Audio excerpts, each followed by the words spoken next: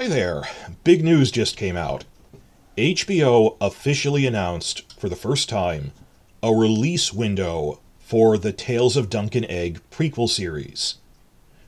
The second Game of Thrones prequel spin-off, officially titled A Knight of the Seven Kingdoms, The Hedge Knight, but it's based on the Tales of Dunk and Egg prequel novellas.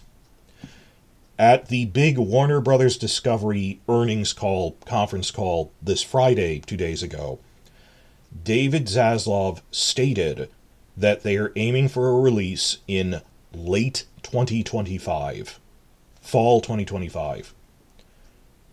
This surprised even me. I of all people, am surprised it was coming this late. I did not expect this. Now, this is the latest in a string of updates about Dunk and Egg that came in rapid succession. And just as I was about to post one, a new update came, so I had to refine it. Or there was other news about Aegon's Conquest. I made separate videos about that. So it makes more sense for me to do this in chronological order to explain what we thought was happening and why this is surprising. And I have 4 major points to go through in the whole video. But to start with, when the casting sheets first went out for Dunk and Egg back in October, and there was much rejoicing, they hadn't cast anyone, and they still haven't. We haven't heard any casting news, but the casting process has begun from that Lucy Bevan casting agency. They put out these sheets, which are blatantly physical descriptions of Dunk and Egg. The sheets back in October said we're aiming to film in March. But as we got closer and there was no casting news, we started to wonder if they were really going to do that. Then about 3 weeks ago, we got updates that they'd pushed filming back to summer because of the writer's strike. And I mean, right now, if you saw my preceding video, they're doing reshoots on House of the Dragon Season 2, first 2 weeks of March, because of the writer's strike, because they couldn't do the rewrites they needed to do as part of the normal filming process, and we knew there would be reshoots because of that. But the initial scripts were done so they could film the core filming. Martin himself has openly said, "We didn't finish writing the Tales of Dunk and Egg show. We wrote the first episode, not the other ones. When the strike hit, we had to put pencils down. They're not all finished," so that obviously would have delayed production on this. So it's not that, oh, there's a troubled production on this. Everything was affected by the writer's strike. So this is to be expected. There's nothing unusual about it.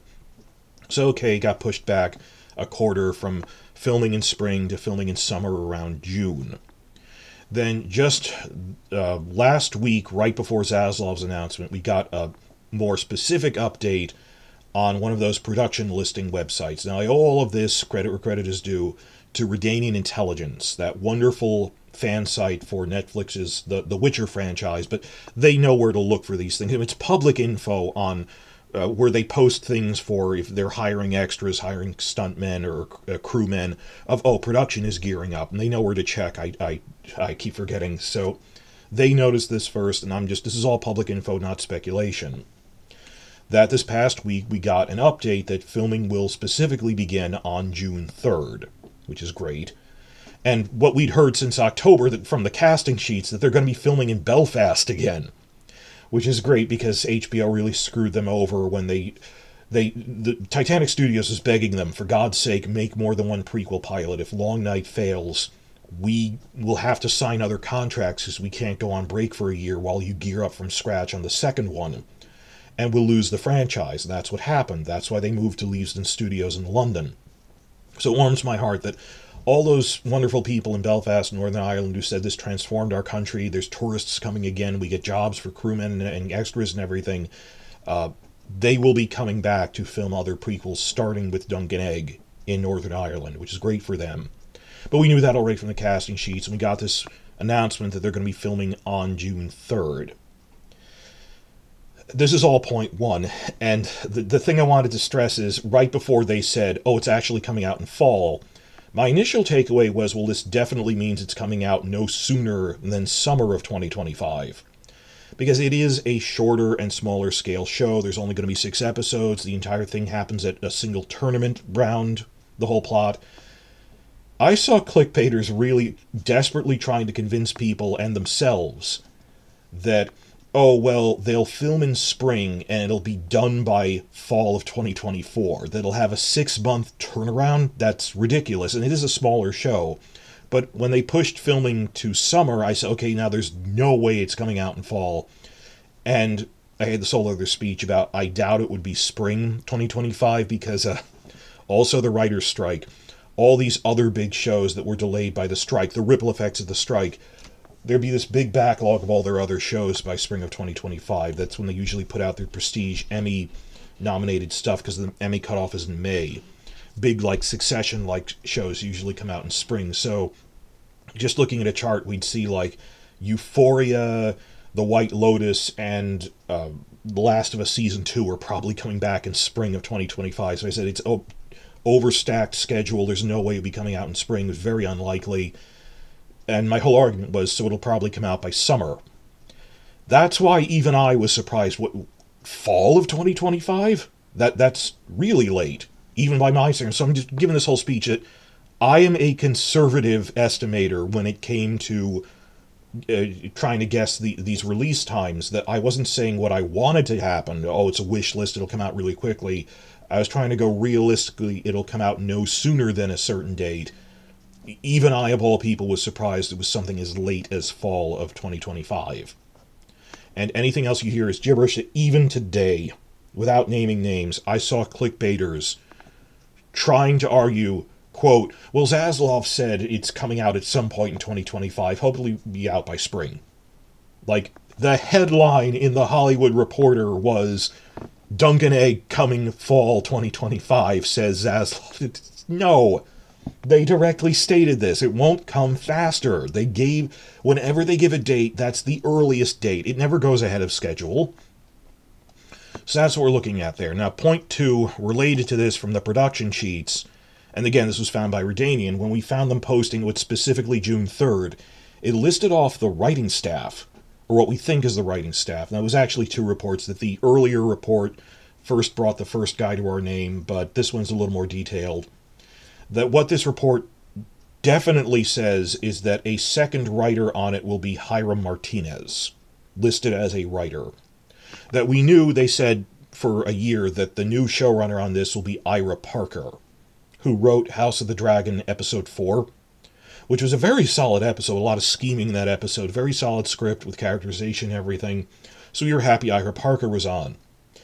Hiram Martinez is an experienced veteran writer, and it turns out both Parker and Martinez wrote on that show The Last Ship, where there's a global bioterrorism attack, and there's a plague, and there's a ship with a biolab looking for the cure. Ran a couple of seasons, it was pretty successful. So it's not just we assigned some guy to him, but it's an experienced screenwriter who Parker knew from a previous project. That's good. Hiram Martinez. 2 other names are just listed on this, and as even Redanian Intelligence points out, they're not explicitly called writers, they're called producers. I hate that term because it's so vague and can mean many things. I mean, sometimes it refers to the set designers, or in this case, sometimes it just refers to, if it's a money thing, that we contributed money but had no real creative input. I mean, like Vince Gerardis is technically listed as a producer in the credits to House of the Dragon because he's Martin's agent, not because he's a creative contributor. But the 2 people who were listed were career screenwriters, so we think they're probably writers on this. Small chance it could be they're just contributing money, but we're not sure. Well, to dive in, the other 2 people were Annie Julia Wyman and Aziza Barnes. Wyman has an interesting background. She's, when you go, why don't we hire experienced or trained people? She's both. That she's this Harvard graduate who taught at Claremont McKenna and wrote 4 episodes of HBO's Tokyo Vice. Weird thing is, she was also a co-writer on that canceled Netflix show The Chair, which was a star vehicle for Sandra Oh, which was written by David Benioff's wife. I've talked about this in other videos where I thought, oh, it's not really a Benioff project, it's just something his wife did, he was the money. And then in interviews she said, oh yeah, he told me I wrote it wrong, so he came in and rewrote it from scratch, and heavily rewrote her show and what her writing team had made, and made this blatant author insert character as the male love interest who acts like and even dresses like Benioff. And the show shifted focus from Sandra Oh's storyline to make the show about him, It was clearly an author insert. It was very upsetting, but so she's a veteran of Benioff messing with her stuff. Because that's not the show they wanted to make. And big surprise, after he messed with what they had already made, it got canceled after one season. But okay, disregarding that, she's trained and experienced from working on Tokyo Vice. Annie Julia Wyman. And the fourth one is Aziza Barnes. They were a writer on Snowfall. But this is particularly where we're not sure, are you a writer or a producer? Where are you on this? Because Aziza Barnes signed an overall development deal with HBO, what you call an overall development deal, and there's a question of, well, therefore, does that mean this is just you chipped in some money for this, or are you actually a screenwriter on it? But right now, it does appear these are the 4 writers who are going to be on it, until proven otherwise that no, I was just a producer. And in terms of, having a diverse writer's room, and again, it's not just the diversity. It's that when you don't have a diverse writer's room, it's a symptom of cronyism. That Benioff just went, I'll just hire up my personal assistant Cogman. It's you weren't looking for the best and brightest. And when it's less as we can tell, if he hired a woman who was just his friend who had no credentials, I would also call that out. But it tends to happen a lot. And also, I'm really upset that the press gave Benioff a pass for not having a writer's room. Or like that for half of the show, the entire second half, there were no female writers, directors, cinematographers, and the same, who shall remain nameless, news sites who criticized other showrunners for not having diverse writers' rooms suddenly fell silent for this show that they put Benioff on such a pedestal you could not criticize him about that. And suddenly it came to a head at Austin Film Fest, where Q&A, someone finally got enraged and heckled, why didn't you hire women or people of color at all? That even compared to other contemporary shows, a smarter person would have hired a token woman, and you didn't. That just the brazenness of, and I'm not just their brazenness, but that the news didn't call them out on it, is upsetting. That people who I thought had journalistic standards just fell silent. But point is, this is going to be a short show. There's only 6 episodes. So expect fewer writers. And that would inherently lead to, well, we can't have that diverse. It's harder to have a diverse writing staff when there's fewer episodes, admittedly. I mean, I can't get blood from a stone on this. Why didn't you hire 5 women? Well, there's only 6 episodes. But look, we're not talking about a 10-episode season. House of the Dragon is shifting to 8-episode seasons because the scale is bigger. And this is going to be 6 episodes until proven otherwise. That Martin said we're aiming for 6 now. We'll see what happens. What if you have, 3 writers doing 2 episodes apiece? That the problem with Game of Thrones was Benioff was the only person who physically saw most of his writing. Like, when you see those wonderful videos of the cast table reads, that's probably the first time any person has read it under the Benioff himself. It didn't pass through multiple revisions, through the checks and balances of having other writers looking at it. And a lot of shows have 6 episodes these days, so relatively speaking, how large should a writing staff be on a 6-episode show? What would you reasonably expect the diversity ratio to be like? I don't know. It could be there's 4 writers and 2 of them are doing 2 or something. Or, obviously Ira Parker's the showrunner. You'd expect him to do 2, maybe even 3. I think 3 would be a bit much if we're doing fully half, but I wouldn't expect there to be more than 4 writers on this, and that's normal. That's not a criticism. So are we looking at this like an even gender ratio among the writers? I don't know. We'll see what happens, but I'm not grilling them on this. I recognize it is a shorter show with a lower episode count, so that this might be it. But that was point 2, just we found out who the writing staff apparently is, and it might even be all of them. It might only be 4. Moving on to point 3 here, which is looking ahead the larger scale issues of this. The gaps between airing seasons of this franchise. That, it turns out even when we have really big filming leaks, that does not significantly increase YouTube viewership overall. Not just for me, I've looked at other larger channels than mine, like All Shift X, Red Team Review, Preston Jacobs, do not get a significant viewership boost. Even when, we were getting all those photos from Caceres of the funeral procession and stuff, big leaks we were getting for Season 2, because people have to know to look for them. mean, they made a decent viewership bump because we were making content about them, but when you look at like Google Trends and stuff, searches for House of the Dragon content, viewership drops to less than a tenth of what it was during active airing seasons. Even when we think there's news to cover from filming, that it really doesn't do anything. So to keep our, YouTube community and the analysis community alive and the fan sites discussing things, the general audience really only comes when there's an active airing season. I mean, so the gap between the last episode of one season and the beginning of another one. What people got used to on Game of Thrones was a 9-month gap, from when it ended in mid-June to when it started up again last week of March, beginning of April. The next year, for 6 years, we had a 9-month gap. And even then, there was filming news by fall, so it wasn't even... There was like maybe July was like the one time there wasn't that much news. But even for the most general of casual viewers, you'd have a 9-month gap between on-air content, not even including the Blu-rays that came out at Christmas, but 9 months, that's what we're going with. By the time House of the Dragon comes back this summer, we will have gone off the air for almost 2 years. A 20-month gap between the end of Season 1 and beginning of Season 2, and we knew this would happen because they didn't know if Season 1 would be a hit, and I sympathize the logic of this. We didn't order a bunch of seasons back-to-back or plan out multiple shows. This was a dead franchise. We didn't know if Season 1 would be a hit. To their credit, as soon as the first episode made a really big splash, same week they renewed it for Season 2, but this takes time. So when Warner Discovery and Zaslav were saying, we want to build this up as our cinematic universe, our Star Wars almost, he meant that, but it takes time. That from that point, when you hire, I've said this before, when you hire a writer to when you see it on screen for a movie or a TV show, would take at least 2 years. A year to write it, a year to film it. Maybe more.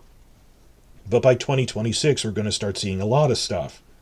So in terms of the scheduling, the gaps are going to get increasingly short. Obviously, we lived through that great interregnum in Foundation terms of after the disaster of Season 8 up until House of the Dragon. It was 3 years.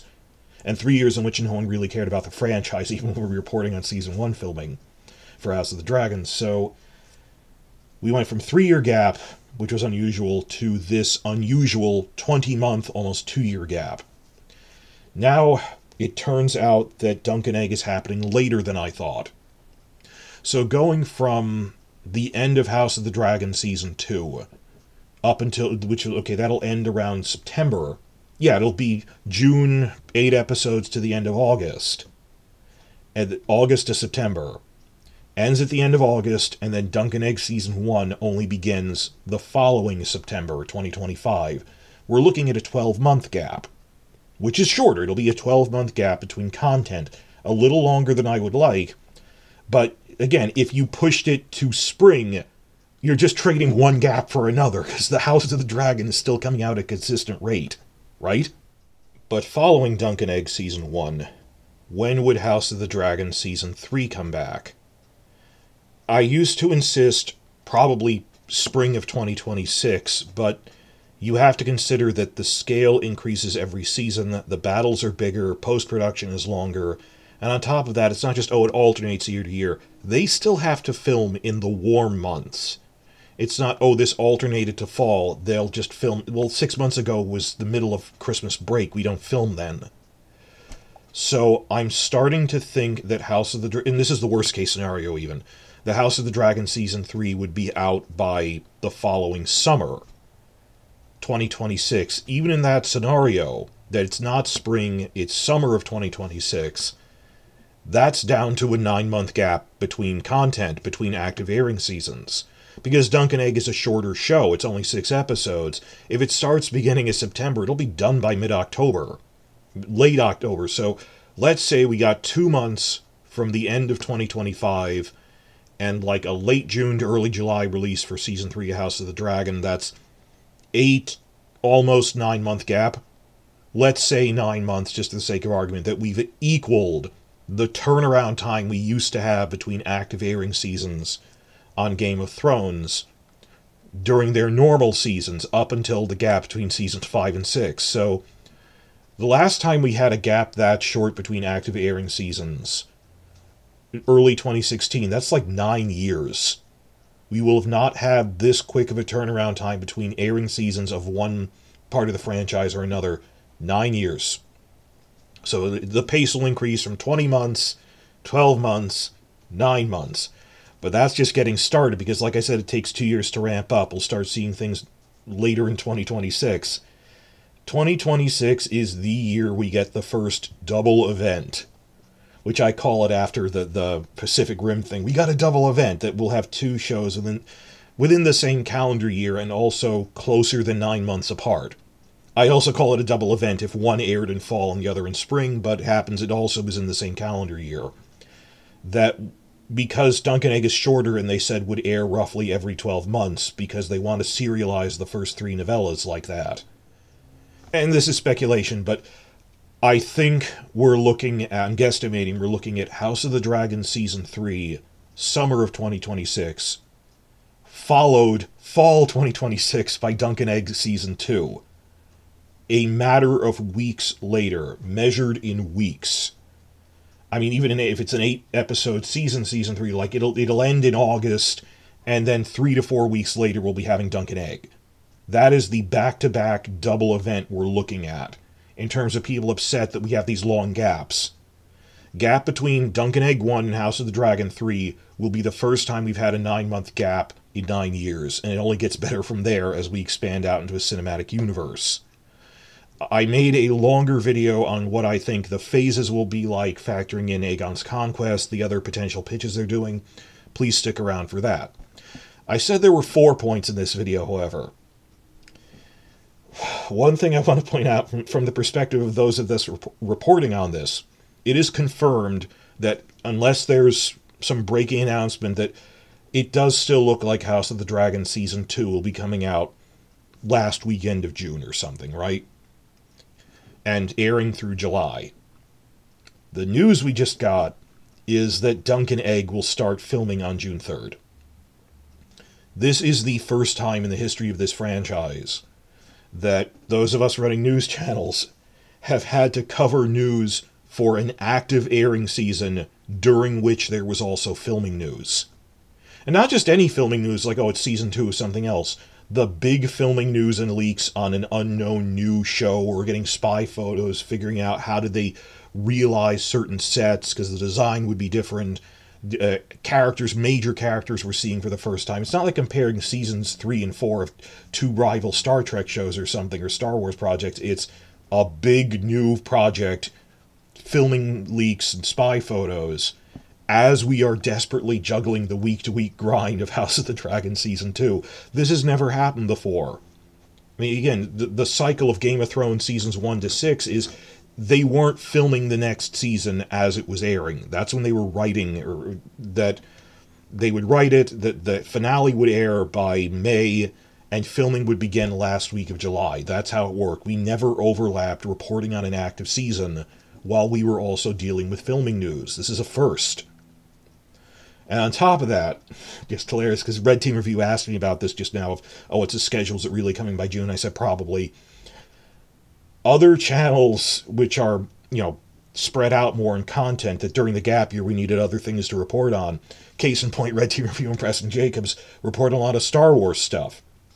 Past week, they announced that major new franchise entry, Star Wars The Acolyte, is coming out in June. It's the one where it's set during the High Republic era, so it's a whole new prequel era we don't really know much about. It'll be a lot of reporting, whether it's good or bad. Also, just announced coming back this June is Amazon's The Boys Season 4, which Carmine and Preston really like and cover extensively. So I just talking about it on the Twitter, I pointed out to him, you do realize this June, you guys will be juggling House of the Dragon 2 airing, Dunk and Egg filming, I'm counting off my fingers, Star Wars The Acolyte, and The Boys Season 4 all at once. Now, I didn't even try to cover Star Wars and The Boys for this very reason, if it would double up eventually. I mean, I'm just having problems dealing with the grind of Season 2 plus Dunk and Egg filming news, but it's, if you're upset about we're in the the rain shadow, the ripple effect from the writer's strike that they said there won't be a lot of stuff out in the spring season because of this. Wow, does TV come back in force, and news about TV that we're reporting on by this summer. So stick around for the other videos. I made an hour of content about the Aegon's Conquest news. There's been a lot of announcements the past 2 weeks. And the longer thing where I talk about what would the phases of this cinematic universe look like, not just Dunk and Egg, but how everything fits together, making a separate video after this. Please stick around for that.